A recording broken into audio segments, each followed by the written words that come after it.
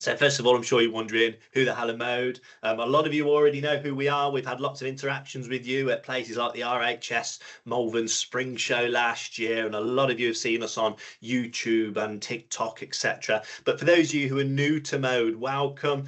We are a company that is designed for those of you who want a DIY lawn. You take pride in doing it yourself, and you want to do it yourself, and we just make it a little bit easier so you get all the products at the right time. The right seasonal fertilizer. We send it to you just when you need it in exactly the right amount, and that ensures that there is zero waste. It's a really straightforward way to ensure you've got a solid lawn all year round. We don't just send the products. As you can all see today, we've got industry leading support, not just the webinars that we put out, but we've got live support on our website, and we've got all the social media channels with blogs, YouTube, TikTok. So there's really is no other company out there that provides as much direct support for our customers as us. So I'm Rich, I'm the one in the cap over there. This is us at the Malvern Three Counties show last year. I deal with product development, I deal with sports turf, and I deal with all the home turf. I'm also the one that gets put in front of the camera all the time for YouTube and TikTok. Dan, you'll see here without the cap on, Dan deals with our web and technical integrations. He's focused on customer experience. Not many other lawn care companies have someone dedicated just to the experience of the customer. We do, because that is the most important thing as far as we're concerned. And actually, Dan is currently building an app at the moment, a lawn care app for Mowd, which is I've seen a few people. It's absolutely amazing. So, you know, keep in touch with us. We'll be launching that hopefully near the summer time. So contents then, there are 7 stages to a lawn renovation, and these stages, they really don't change. It doesn't matter if your lawn is huge or small, the process is exactly the same. And the one that everybody always forgets is preparation of materials. So you need to order the right tools, you need to order the right materials to go down. But the good news is you can start that now. You don't have to wait until the morning and go through that mad scramble of wondering if you've got everything you need. We'll be looking at scarifying, again, quite a common principle, but there's a few misnomers we're going to cover today. We're going to look at aerating, how to fertilize your new lawn, specifically for new lawn and renovations, how to seed and what to seed with, and also then about top dressing, which is a stage that a lot of people omit, but actually is one of the key ingredients. And then, of course, there's no point in doing all of this work if you just leave it at the end. Your lawn will go back to the state that it is currently in, and you need to have a good aftercare program. So first of all, what is a lawn renovation? It's not about building patios and pergolas. That's not our area of expertise. It is a series of processes that remove thatch and moss, it relieves compaction, and it sows new grass into your lawn to really rejuvenate it. New grass has a much better colour, it has more vigour, and it has a much better density than your old wooden stemmed grass. It usually consists of a minimum of a scarify and a seed, but the more steps that you take, the better your lawn will look. That doesn't mean you have to do a lawn renovation every single year. I tend to do mine every 2 years, mainly because I have such a good feeding program over the year that my lawn stands up really well to winter time, which is the biggest stress. You do perform them in spring or autumn. Now, this is really quite important.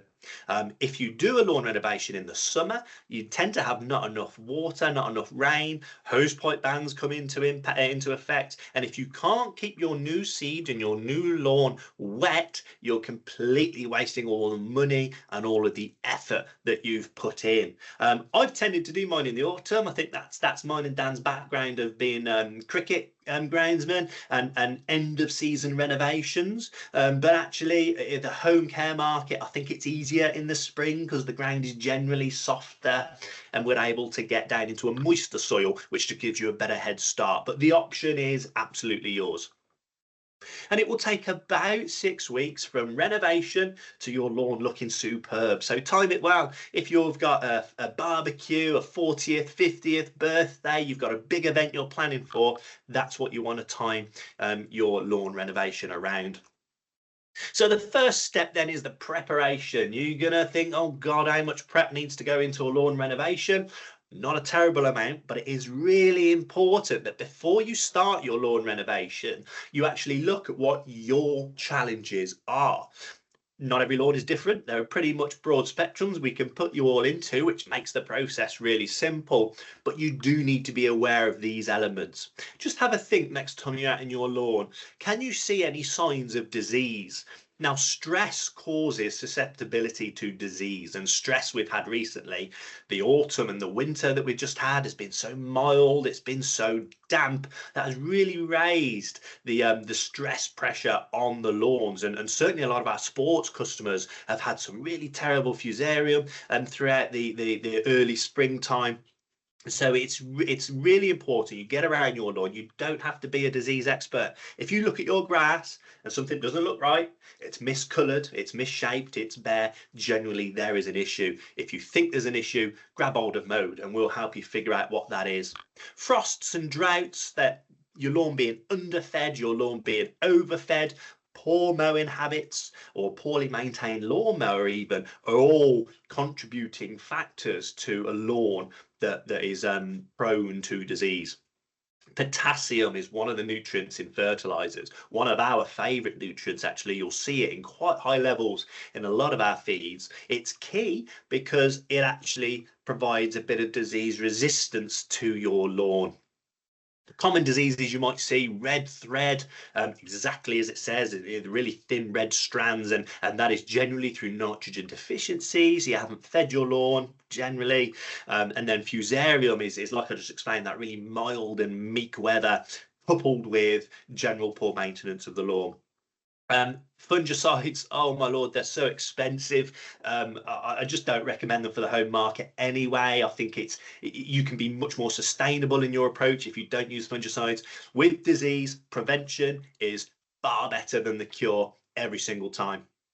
Moss. Now, I reckon 90% of you will have moss in your lawns. And again, because of the cold, because of the wet winter that we've had, moss really likes compacted soil, and it likes poorly drained soil. A lot of people will go and get their chemical treatments out, either liquid or granular iron sulfate, as is called Iron Sword. It's a granular product, and they spread it or spray it out, and it turns the moss black. You must be prepared for that. But that's only the first step. You then need to follow up with the mechanical treatment, which is scarifying or raking that moss up. Common mistakes when people treat moss is they use the chemical treatment, but then they don't actually address the core issue, which is most of the time aeration. So if you don't aerate the soil and decompact it, you guarantee that moss will be back next year. And moss also takes nitrogen from the air, so it can survive really well in poor soil where your grass really struggles. Football, it's inevitable. It happens in all of our lawns, whether that's the kids playing football and creating their own little goal mouths, whether that's parties or just the entrance from paths onto your lawn. You will get compaction and footfall, even if it's the dogs running around the garden. Compaction really inhibits root development, which is essential for good lawn, and it can also impact your drainage. If you compact the soil, you squeeze all the oxygen, the air out of it, all the microbes down in the soil completing their reactions without oxygen, so you're going to get anaerobic reaction. That creates a horrible gas called hydrogen sulfide, also known as sewer gas, which is actually toxic. So it's going to really inhibit the growth. So we need to aerate to allow oxygen to get down into the soil. Good grass is all about healthy soil. Pests as well, or if you've got leather jackets or chafers, that is a battle, not one that can't be won, but you really need a solid plan. We're going to do a webinar a little later in the year about leather jackets and chafers, because they can be massively destructive. And if you don't tackle them before your lawn reno, guess what? You'll be back in the same position in 6 months' time. So it's really essential. They're particularly destructive to new grass with shallow roots. They cause bare patches, allowing other issues to materialize like weeds and moss. You can treat with nematodes. If you've got a really serious infestation, you'll need multiple treatments. But if you identify, if you're out in your lawn and you see rapid changes in your lawn, you see birds pecking at the soil, it's easy to pull up the grass, or if you see daddy longlegs in the autumn, then you likely have leather jackets if it's daddy longlegs, or chafer grub. So do keep an eye on that. Dry spot, summer's getting hotter, they're getting longer, and when we have prolonged dry periods, we get grass that loses its colour, loses its vigour, and weeds can then start to dominate, because some weeds like dandelions have tap roots which go really deep, and they can get to the damper soil that the grass can't access. You then also get this hydrophobic layer over the top of the soil, which means even when it rains or even when you water it, it doesn't soak in, it just runs off of the top. The way to prevent dry spot is with regular watering, a good watering program, and use of wetting agents. We're one of the only, I think, I'd stand to be corrected, but one of the only lawn care subscription companies who offer a wetting agent as part of our advanced plan as well to help prevent dry spot. Weeds, we've spoken a little bit about weeds. There are so many different weeds and they germinate at different types a year, and they all have different strengths and weaknesses. The best way to keep weeds out of your lawn is to have a really dense lawn, one that's mowed regularly, one that's mowed at the right height, and one that is aerated well, so you've got a good root structure. By far the best effective way to remove weeds is by hand, either cutting them out or using a fork. But you can also use a weed and feed in May time, not really before. The soil needs to be warm enough for that weed to be actively growing, for you to actually kill the weeds. So don't seed too close to a weed treatment either side of it. Give it about 6 weeks either side before you start your lawn renovation, and always have a liquid spot treatment to hand. Just when you see one, you can treat it. Shaded areas where the sun doesn't get, that's fairly self-explanatory. Shaded areas, the grass won't grow, so you're going to have to regularly overseed those areas. That's where your lawn renovation comes in. If it's really, really shaded, just think of an alternative use, a patio, maybe a flower bed or something like that. But grass will always struggle if it's in a permanently shaded area. And waterlogging, finally. Boggy guy, we're talking about lawns that are wet for most of the winter. Not a bit of standing water after heavy rain, that's fairly normal. But usually this is because of compacted soils. The only thing you need to do here is to aerate. And if it's really, really bad, aerate and then infill those holes with sand, which will help drainage. And we'll be looking at that later. And also level your lawn so that you don't have those dips where the water can accumulate. So for products that you're going to need before you start your lawn renovation: seed, soil, and fertilizer. It's that simple. In terms of grass seed, you need to buy enough to cover your lawn area. If you're overseeding your lawn, you already have established grass, you need to go in at around about 35 grams per square metre. Before you all go grabbing your calculators, I can tell you now that's about 1 kilo per 30 square metres. Quite a simple calculation. If you're going for a new lawn, then you're going to be looking at 50 grams per square metre, which is about 1 kilo per 20 metres squared. We're going to come back to those numbers regularly today, so don't worry about that. And also our website calculates that for you when you've measured your lawn. So just numbers to remember. Use new grass seed. Don't use last year's or the years before. The germination rate will deteriorate. And then don't go cheap as well. It is a false economy. Companies that cultivate their own seeds, they spend a lot of money getting it just right, which is why you'll find some seeds which are more expensive than others. In terms of topsoil, you've got 3 basic choices: compost, sand and soil mixes, root zone ideally, and just sand, and each has a different benefit. You can order them in bulk bags or 25 kilo bags depending on what you want, but we are going to look at that again, the specific materials, which ones you're going to need for your specific situation, a little later. And then of course the fertilizers. Using a fertilizer that is high in phosphorus. Don't use a slow release fertilizer. We want all that phosphorus in the soil and into the roots and into the plant. But then consider your nutrition post renovation and for the rest of the year. Don't know about you, if I eat a big breakfast in the morning, I'm still going to be hungry at night time. Your grass is no different. It needs continually feeding. Also, use of biostimulants. Sea of Green, seaweed meal is a brilliant one if you have a heavy clay-based soil. It can aerate that soil. If you have a sandy soil, it can help retain moisture. There really is no downside to Sea of Green seaweed meal, which again comes out with us in our advanced plan. So, seed, soil, fertilizer. In terms of tools, a very quick overview of the tools you might need. Quite often, I think people are put off from lawn renovations because they think they've got to order a truck full of tools. There have been so many great tools developed for the home market now, especially in the scarifier area.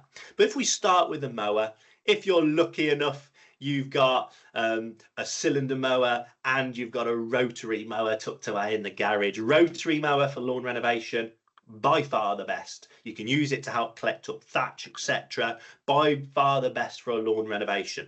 For year-round mowing, you can't beat a cylinder mower. If you only can have one, I would suggest the rotary. If you want stripes, make sure there's a roller on the back of it. And if you're really lucky, you get yourself a little ride on and you march up and down cutting the lawn with that. I'm not so. Scarify then, this is where the biggest developments have been. You can see this Cobra Scarifier, battery powered Scarifier, brilliant for the home market. It means that you can use it all year round. You don't only have to use it once a year when you do your lawn renovation. That's Cobra's petrol one. That's coming in about £450, a really robust machine. Or if you choose to hire, you can get something like this Cayman. That's from your hire shop. It's going to be about £80 a day, depending on where you hire it from.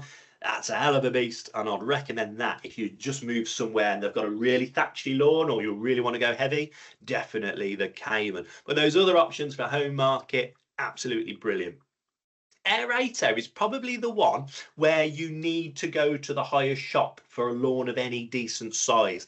That's a big heavy machine that will punch tines down into the soil, and actually one of the key tools for this lawn renovation. It's what's going to create the plant pots that we're going to put all the seed, fertilizer and soil into. Highly recommend hiring one of those.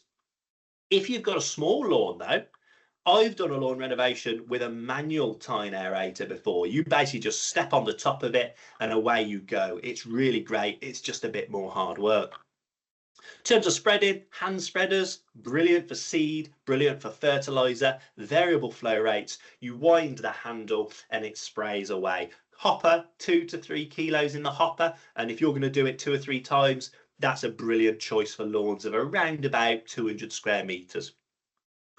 You need to put a bit more. This is the bucket spreader. You can fit 15 kilos in there. That will allow you to cast over a much broader area.